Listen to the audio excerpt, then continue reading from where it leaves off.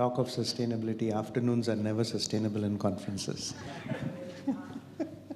So I think that's why I have a coffee. I don't know about you guys falling off asleep, but I have my coffee so that I don't fall off asleep on stage, actually. So I think, yeah. Okay, so I think, let me kick it off. I think sustainability is clearly something that there's been a lot of conversation around it, actually. And I think starting with what Larry Fink of BlackRock talked about, his famous letter in 2017 in terms of asking companies to focus on the long term, and all the anti-woke sentiment that you have heard in the US in particular, actually. I personally think that ESG is now kind of settling down, actually. It's settling down, and I think a lot of the noise has kind of gone away, and people are doing what they believe is important for their companies, actually. I have a very simple framework in which I think in terms of ESG, actually. And I think one is ESG as compliance, because ultimately companies need to decide what they want to do in the field of ESG. But there is so many things which you know, if you look at the literature on ESG, between the E and the S and the G, E people understand, E is, I'm sorry, E is actually people don't understand, because the environment is a lot of stuff and many people don't understand the implications of what they're doing in relation to the environment.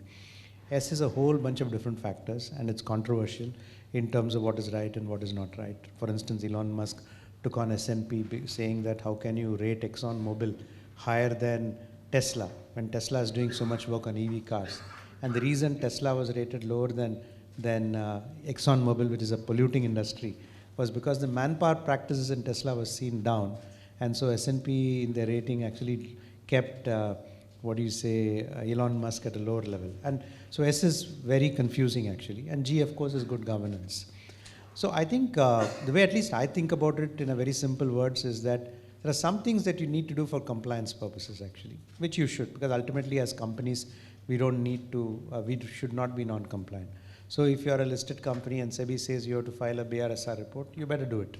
Because I think ESG as compliance is something that all companies must do. So that is one stance on ESG. So which means that I don't know much about ESG, but if the government asks me to file something on ESG, I will do it.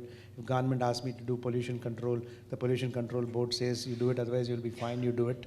So you'll be compliant. Is there anything wrong with it? No, it's nothing wrong with it, but that can be a very well a stance of a company. The second thing, and which is what I call as most fundamental, is it part of your strategy? I think the challenge for companies is that trying to make sense of what makes sense for their strategy and what helps their business model and operating model, actually. I think to the extent that you can demonstrate that what you're doing actually aids in strategy, then that's more sustainable, actually. And as CFOs, we have a role to play, saying that, you know, like for instance, if you do a solar power arrangement with Tata Power, it's very sustainable. In fact, if you look at our own company, business has gone up dramatically, power cost has been negative, actually, which means that you're able to save power cost because you have been able to do solar power arrangement. And solar power is completely environmentally friendly, actually. So what is good for the strategy, what is good for the P&L and balance sheet is obviously good. So ESG as strategy is obviously the most sustainable. And then some companies like us in the Tata Group, as an instance, we also talk of ESG as purpose. When the pandemic hit and hotel industries like ours was massively impacted, the first instruction I got from my chairman was, you will not fire anybody. It didn't matter if your revenue was zero, but you will not fire anybody. So, but this purpose, it's purpose, actually. So ESG is compliance, ESG is strategy, and ESG is purpose, actually. So as finance people, of course, we need to play a role in compliance. But I think where we can play a good role, I feel, is that if we can play a role in understanding how it impacts the business strategy and helps to better the business model, profitability, balance sheets and all that, that's probably the way to go. So I will stop here because it's a 30-minute session, and I'll pass on to him, and then we'll come back, actually. Thank you, Giri. Good afternoon to everyone, and thank you, NetNext, for providing this opportunity. As Giri said, it's always tough to hold or sustain a post-lunch session. I'll try to do my best. I think what I thought is when this topic came on my way, I thought I'll share some examples or journeys that I have been part of and what are we trying to do, right?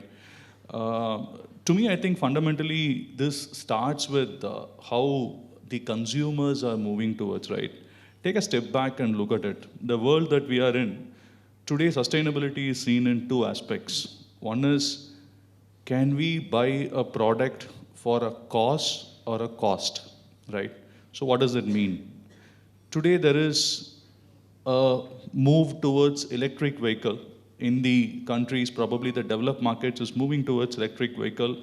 The purpose is people want to do this for an environmental reason, and they believe they want to stand for a cause. When you apply the same logic to a developing market, cost may not be the priority. You also need to know how cost is going to play a role, right? EV vehicle in India, the first thing is what's the cost of running an EV vehicle versus probably a fossil fuel, and therefore why should I buy? Our principle always starts with what is the return on investment I get, right? So at this point of time, I personally see there is a convergence that is happening in the countries that are associating sustainability with cost is slowly moving towards cost. And I come from an electrical goods company, and today, if we talk about energy efficiency, anything and everything that we do has got to do with energy. Let it be the fans or the bulbs or the gas stoves, or for example, the pumps that we make, is all about energy efficiency. On one end, you see regulatory environment is changing. The government came out with air conditioners to have energy rating. Today, fans have got energy rating, which means that if there is a single electrical equipment that is used in every household of India and the 140 crore population goes through, is probably fan. And the government is encouraging people to move towards a 3-star, 5-star rated fan, which is going to save power for you. Similarly, if you look at it, the government is also coming out with what is called as an extended producer responsibility, right? The government wants companies to take ownership. I actually relate this personally to a very, very different philosophy. Prior to the introduction of corporate social responsibility, where companies were mandated to look at a 2% allocation towards CSR, it was some companies thought it's a nice thing to do or a vogue to have it. Today, the amount of difference that it has made to the country for many, many people and touch points is fabulous. We are not too far away from a day when the corporate environment responsibility is also going to get translated into the P&L. And probably the starting point is what you see as a extended producer responsibility, where the OE manufacturers have the onus to recycle the products that you're making in an environmental friendly way to leave the world as a better place. Now, I'm not going to dwell upon the role that we do on a statutory basis and how do we need to go about it. For me, I think the CFOs have 3 or 4 roles to play in this, right? Stewardship is our bread and butter. I think there is an aspect of stewardship that you need to do when it comes to sustainability also. It could be in terms of the compliances towards regulatory nature. It could be in terms of the entire reporting of actuals that can come in towards sustainability and how are you bringing into light. But the other parts, 3 parts are probably that I see is even more important. CFOs have got the position on the table to craft a strategy that can more and more move towards this, right? And what I call today, I'm coming and meeting up with you guys on a day when we as a company are launching our purpose and values. And the purpose today is something is going to be core of any organization strategy, which has got to connect to the environmental and social responsibility. Right, so to start with this, gone were those days where a green wash is okay. Like you want to plant so many trees, you want to get your water recycled, etc. Today, this needs to be at the core of your business. So in our case, what we did is we created a chief sustainability officer, and we didn't want to place this with as a extra fancy position outside. We made our chief of design to own this. So he is also the chief sustainability officer for the company. The thought process is you need to start thinking about sustainability at the design. So when you design a product, when you design a package, when you design a service, you need to bring sustainability into that, right? And over a period of time, what is today thought as something which is a compliance is moving towards a competitive advantage. And that's for us to see, and we'll see the country evolving towards that. So in a nutshell, so CFOs obviously needs to do the stewardship, but be part of the strategy. I think co-create the strategy towards sustainability and create a competitive advantage for the organization. Be the catalyst to drive the change. I think if there are parameters that you guys can put across from a numerical perspective to drive value out of sustainability, no one else has got the opportunity to do that. And last but not the least, also be the executor. So as finance folks, we have this opportunity to play all these four roles when we are looking at sustainability at the core of it. I'll now pass on to Hemant for his thoughts. Thank you. This is, personally, I call it the graveyard shift, because this is the time when everyone, feels like dozing off. Now, it's a good thing to doze off. These power naps or the cat naps are very good because they're environment friendly. They don't do anything. They don't harm you. They don't harm the environment. They're very helpful. But what, over time, and what I'll talk is some of my reflections, basis my thought process, and some which I've experienced. So I'll give you a mixture of both. This doze off, while it is environment friendly, all the other things that we are carrying on ourselves today, when we are here in this room today, is the problem, which goes against sustainability. And this is my personal thought process. I'm not saying it's good or bad, but it is against, because what has happened is, one of the reasons, in my opinion, is why the world is not so friendly today. We are moving there, and as Giri said, we have moved a lot, but there's a lot to be done. The issue is the consumerism. Okay, if all of us, go back into time and look at our fathers and possibly our grandfathers, यार ये घड़ी नहीं ठीक चल रही है, क्या करना है? ये ठीक करा लाते हैं ना?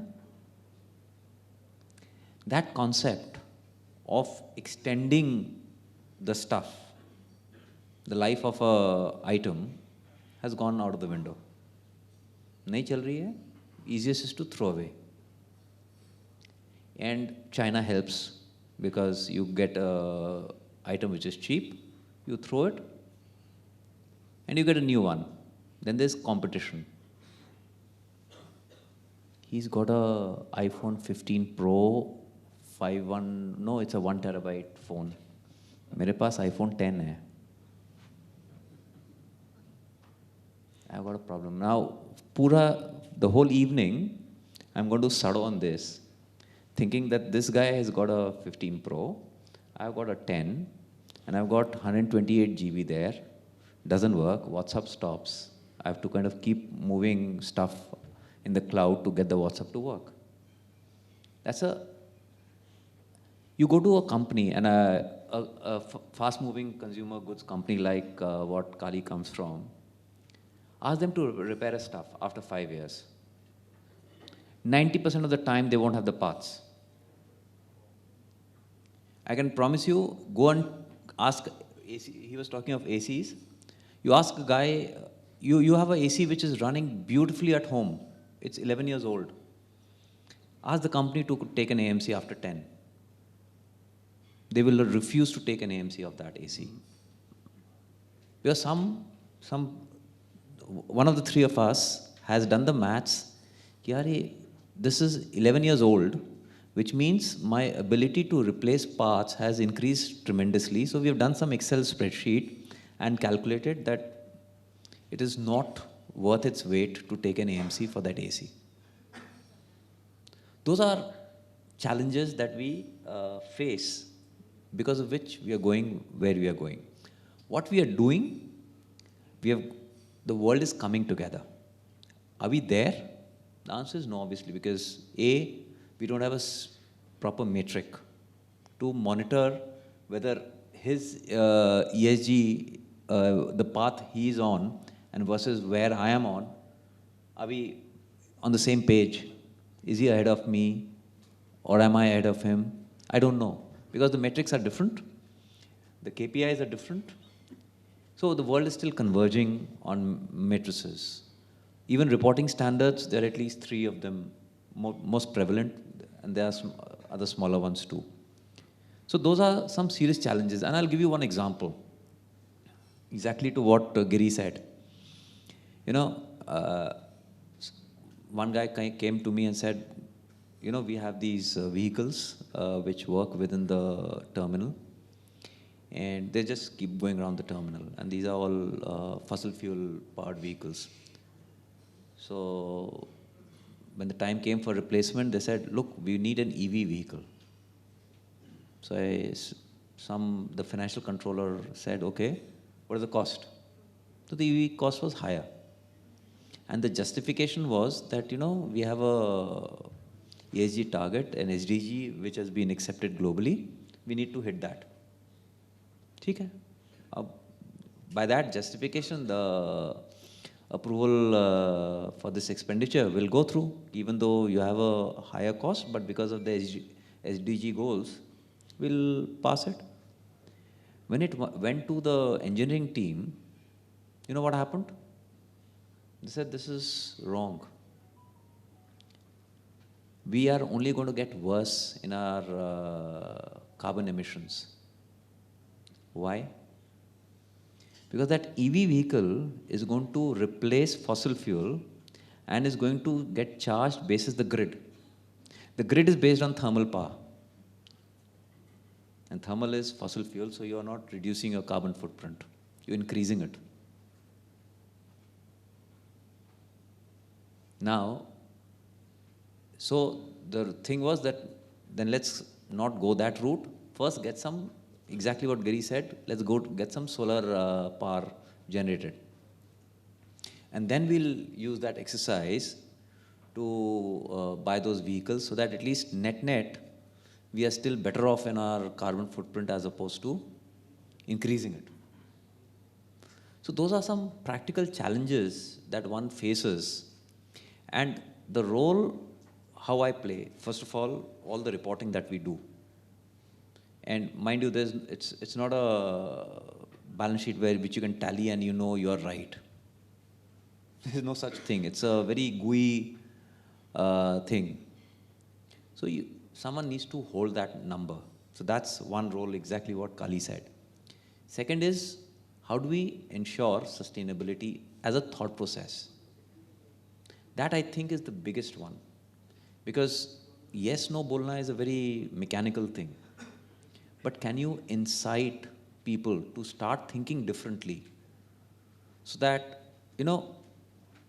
and actually this example may not be a good example, but then it's just struck me, so I'm going to give it to you nonetheless, because I speak my mind. If you go back in time, there was no cement. All the structures that were made, all the beautiful South Indian temples that are there, most of them don't have cement. They're just interlocked. Right?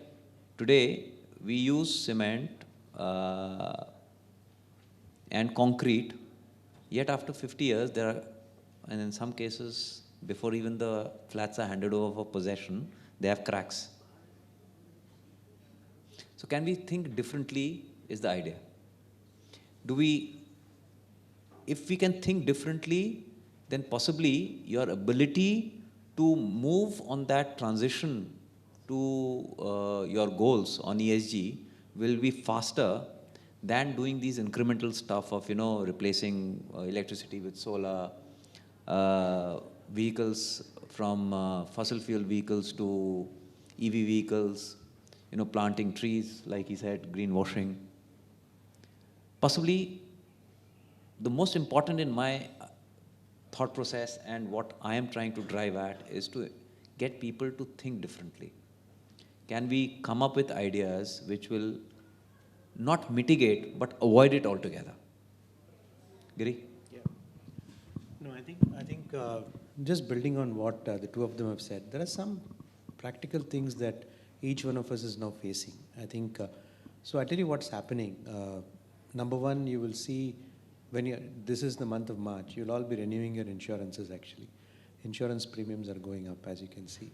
Insurance premiums go up if there's a California fire actually. Last year, we have one of our largest insurance programs in the hospitality industry and one of the largest anywhere actually. Last year, GIC, which has traditionally been the reinsurer, refused to come in as a reinsurer because they said they don't have the capacity. So insurance is one area that you will have to think about, because you'll have to actually tell managements won't understand, your CEO will not understand, your boards won't understand as to why insurance premiums are going up. So that is one impact you're beginning to face. The second factor which is happening in the insurance area is the amount of, excess, or rather the copay that is now emerging. A lot of insurance companies now are now insisting on a greater copay actually. Like, the classic example which has hit now in terms of how insurance is impacting is this Teesta dam collapse actually. Teesta dam collapse in Sikkim is affecting every single company. The Teesta dam collapse is where the dam entirely collapsed and the loss is 15,000 crores. It is owned by the government, owned by companies like Greenco. And while the insurance was done for 15,000 crores, this Teesta dam collapse was caused by something called a GLOF, GLOF, which is Glacial Lake Outburst Flood. And Glacial Lake Outburst Flood in the reinsurance policy is covered up to 500 crores. So from an insurance company perspective, the claim has not been settled. But if they settle it, it impacts the insurance company's balance sheets. And there's a lot of discussion happening around it. So insurance is one area. And the fact that self-insurance is now becoming big. In fact, for us in London, we have a very nice property. Companies have told us in the next 2-3 years, you will never get 100% insurance coverage actually. You will probably get 50%, 60% coverage. In fact, the global practice is now to move to what they call as first loss coverage actually, which means you will get about 30-40% coverage. Beyond it, you're not covered. So what does it do in terms of your balance sheet, in terms of how you protect yourself? These are coming, guys. These are absolutely coming actually. So therefore, this is an area where practically CFOs have to play a role in terms of thinking through what is to be done actually.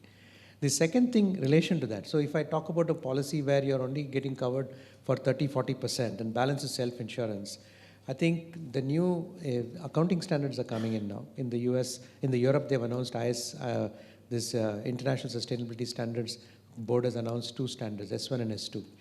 SEBI in India has, as a member of the International Securities Organization called IOSCO, is a signatory to IOSCO. India has asked for a little more time, but in the next 3 years' time, it's going to come. Don't know if you've seen a few days ago, RBI has said that in the next couple of years, banks will have to report on climate risk affecting their portfolio actually. So 2 things to note from this. Number 1 is that banks, all of you borrow from banks, increasingly as you go to a bank for borrowing, taking term loans, they will say, please tell us your sustainability objectives actually. And these objectives, they will insist on making it part of a finance. Today you can still say, I take sustainability finance versus non-sustainable finance actually. But everything is going to be sustainability-based finance. So you'll face increasing scrutiny from lenders in terms of ESG metrics to be incorporated into the borrowing programs that you have. So that's coming. Secondly, what ISSB says is that you will have to start providing for some of these areas. Like for instance, there are 2 things, we talked about decarbonization in terms of power and all that. So there is transition risk there where you're trying to move to a low carbon kind of operating model. The second is physical risk. Take this hotel as an example, which is in the city of Bombay, coastal side.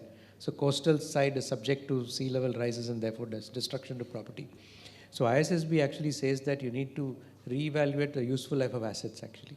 Chehel in Bombay has already announced informally that South Bombay will be underwater by 2040. He's actually said it. It's not an official statement. In the UK, where the local municipality said this place is unsafe officially, the properties became unsaleable and insurance and properties became uninsurable actually. And so therefore what S1, S2 is actually saying is that you have to examine the physical risks, change the useful life of assets, and therefore increase depreciation, amortization of properties actually. So what does it do to your P&L as an example? When the Sikkim, last year, there were a lot of floods which happened in Himachal Pradesh and all that. Cutoffs to companies have been, access to properties and all have been impacted. So what they're saying is that examine going concern risks in relation to some of these challenges actually. And therefore going concern certification is coming. In fact, I don't know whether you're aware that the first climate-related bankruptcy has happened in California, where the power utility in California went under Chapter 11 in 2019 because their power lines were seen as causing part of the fires in California, and they went under actually. They've just come out of Chapter 11 after, and investors have taken a big write-off actually. So therefore, ISSB accounting standards, please watch out for. Banks, please watch out for. Insurance, please watch out for. These are real things, and you have a job in terms of educating the companies and also thinking through what will you do under those circumstances actually. So these are some extremely practical elements and to a great extent left in the hands of the CFOs in terms of navigating the environment actually. And I think so these are some typical challenges that you will face actually. So ultimately I think you have to bring it back to strategy, guys. You have to bring it back to strategy, saying that how is my strategy changing? Is what I'm doing going to help me in terms of strengthening my operating model and business model? And when you talked of compliance earlier, when we said comply karenge at a minimum, but compliance is also changing business models. Like Europe, as you know, is at the forefront in terms of some of the environment regulations actually. Now, when you talk of environment regulations there, I think they are now saying that they are so conscious of it. They're saying that we want our consumers in Europe to actually consume low carbon products. So they have said that if you're importing steel from India or any other country which has a carbon intensity greater than what they specify, they are saying that you will have something called a carbon tax. And carbon tax is not small, guys. It is as much as 25% of the cost of the product actually. So companies like Tata Steel, cement companies like in India, aluminum companies, these are what is called as hard to abate industries. They're actually pivoting their business models to get to low carbon cement, low carbon steel, low carbon aluminum and all of that actually. Otherwise the whole market disappears. So this is a fundamental business continuity issue in terms of you won't be able to export. And if you have to export, you have to pay 25%, which is not good for your P&L. And to avoid the 25%, people are pivoting to models where, Tata Steel is now going towards green hydrogen, carbon capture, gas-based and all of those actually. So business model pivots are also happening. So be conscious of your industries, saying that is a business model pivot required actually. Investors gradually are increasing their scrutiny towards it. Litigations are happening. I think one of the biggest things that you need to worry about is the risk of what I call as stranded assets actually. Which means that if you invest in a coal-based power plant as an example, a regulation tomorrow may make it unviable for you to operate a coal-based power plant. Which means that you may have invested $500 million on setting up a plant, but if the regulation says we won't take coal-based power, then the plant investment is dead. And there are litigations which are now happening, preventing companies from doing it. And these litigations are actually, there's this organization called Client Earth. Client Earth, read about them. They call themselves Client Earth because they believe that their client is the earth actually.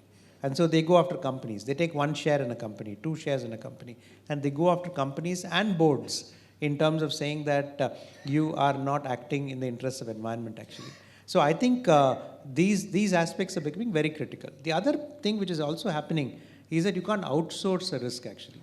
In the sense that I have, let us say, a production process which has 5 steps. And let's say that 1 step is not good from a pollution perspective. You can't say, I will not do this process. I will outsource it to somebody else. And then I can say that I'm okay on my process. No. They are saying that, no, you are responsible for your vendors and your suppliers as well, actually. And that is why this whole scope 3 emissions and the whole focus in terms of ensuring that your supply chain is also fully compliant is there. In our case, scope 3 includes customers. So you may fly from Canada to come and stay in one of our safari lodges in India. But when they fly from Canada to stay in a safari lodge, which could be completely environmentally friendly, where there is no plastic bottle and all that. But the fact that somebody flies in is carbon intensive actually. So therefore, we also have to take responsibility for how do we mitigate against carbon, pollution from customers who are flying in. These are not easy things to deal with, but it's coming. It's coming actually. So hence I think some of these aspects are something that you need to think about it, but prioritize, guys. It's very important to prioritize. You may even need to look at pricing. In the context, we have all spoken on E today. Look at S as an example. There is this famous episode in Bangladesh called the Rana Plaza episode. Rana Plaza episode basically meant you could, in the US, people would say, t-shirt karidna hai to US is the cheapest actually. So you could get a t-shirt for $5 in the US. But if Walmart is selling a t-shirt for $5, imagine what they are paying to the Bangladeshi supplier to make those t-shirts. They are probably paying $2. And if the Bangladeshi supplier is getting paid $2, what working conditions can he afford for his workers actually? And so the working conditions were bad. Rana Plaza is an example where the entire plaza collapsed actually and people died. And companies have been taken to court in Canada and other places saying that how can you not consider those factors actually? So I think these are becoming critical. And the other areas which are emerging today is also things like AI, cybersecurity, I think increasing use of AI is also causing challenges in terms of explainability of decision making and all that. And so therefore, these are areas which are becoming critical. And one of the roles that the CFOs have to play, because it's part of the board agenda. And today the problem with most boards is that the board directors do not have a knowledge in terms of what it means for the companies. So many times the job of educating the board in terms of what the risks are, and therefore how should the company do, it falls on the CFO in terms of saying that if there's a cyber kind of risk to be taken care of, or an AI explainability which is there, you have to make sure that you educate your board so that the board level oversight also can improve actually. So I think there are these number of practical issues which are really coming up. And I think there is no choice but for all of us to become aware of what is happening around and understanding the implications of those onto our business model. Ultimately think in terms of impacts on the business model actually. I think as long as you think in terms of impacts on the business model and think in long term, not just short term, I think because your company can cease to exist actually. And where is the pressure coming from ESG? When BlackRock wrote in 2017, why did he write actually? It is a pension funds. Why pension funds? Because at the age of 25, you may have taken an LIC policy, which pays you at the age of 60, or an annuity from the age of 60 to 99, they say actually. What does LIC do with the money they collect? They invest in companies. So what happens if those companies don't exist? So what happens to the monies collected from you? So it was the pension funds who started first putting pressure on the asset managers and mutual funds, saying that be careful where you're investing, because pension funds, we take care of people after their retirement when they're the most vulnerable. So the pressure is coming from pension funds and all of this, and a whole set of initiatives are happening. So when you talk to investors also, I think be aware that these questions are coming from investors. I think this is a discussion we can talk a lot actually, but these practical aspects, please do keep in mind actually. Any last words? I think I just saw time's up. Maybe any questions we can take up? Anything that anyone want to ask? You both want to just give a closing. I think, sure, fine. From my end, I think, let me compliment to Giridhar. I think he brought in fantastic views on the compliance side and the impact it can have. A quick incident, I think when we started this journey, as much as people talk about ESG, as much as people talk about the impact of it, when we met a bunch of funds or investors who are putting their money behind ESG funds, end of the day, we are in a capitalistic economy, right? We are here to make money. Businesses are existing to make money. For them, when we come out with the strategy and say, I'm going to be sustainable, people started laughing. Are you real about it, right? That is where the country is today. But look at the contrast to it. Kids today who will become consumers in 3 years, 5 years, 6 years, 7 years, are going to buy things that stand for a cause, right? The replacement cycles are getting shorter. It's our responsibility to ensure that we leave the planet a better place for years to come. So in that context, you guys have a great role, apart from the stewardship in strategizing this, right? And if you guys can create business models that can be capitalistic in nature, but at the same point of time can leave the earth as a better place, that's probably the sweet spot to hit. And if we weave this into the business strategy and not as one more tick in the box, it can go a long way in creating difference. Thank you. Decade ago, we would, maybe a couple of decades to a decade ago, what is ITR? Some bloke kar raha hai kaam. Can you say that today? IT is some bloke working at the back. I don't know. It's not done. Technology is all pervasive. Everyone is dealing with technology. A company which does not deal with technology, I don't think exists today. I see ESG in the same arena that technology was possibly a couple of decades back. If we kind of sew it in with our strategy, that company is going to prosper. They'll always have a alpha valuation which is over and above your benchmark. Better sooner than later, because after a decade possibly, or maybe shorter, because times are getting shorter, maybe after 5 years, if you don't have a proper, committed, and visible ESG policy, which is not just a tick in the box, because everyone drinks milk, okay? No one drinks water and grows up.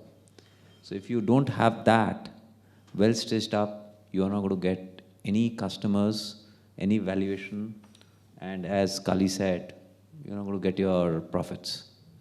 So if we adopt it sooner than later, you're going to make so much more money. And even in my example where I had to fork out a little more, it'll be more than repaid over the years to come. Thank you. You can always catch up separately. Yeah. For sure, you have time for questions? Yeah, sure. Yeah. There's a question. Yeah.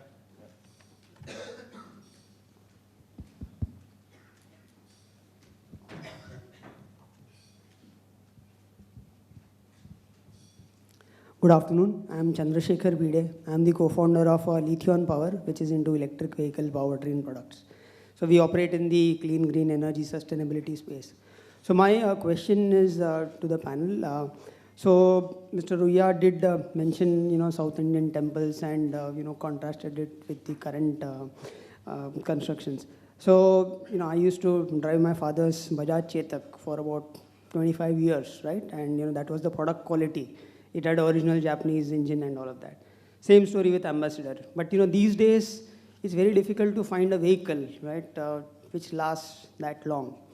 So the question is, why products are not getting better, more reliable.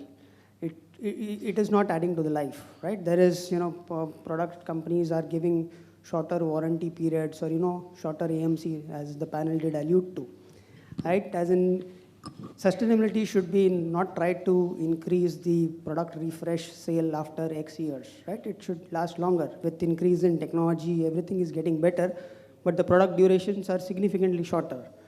If that were addressed, probably the sustainability will not be just limited to discussion. So would love to hear the panel's views on that. Thank you.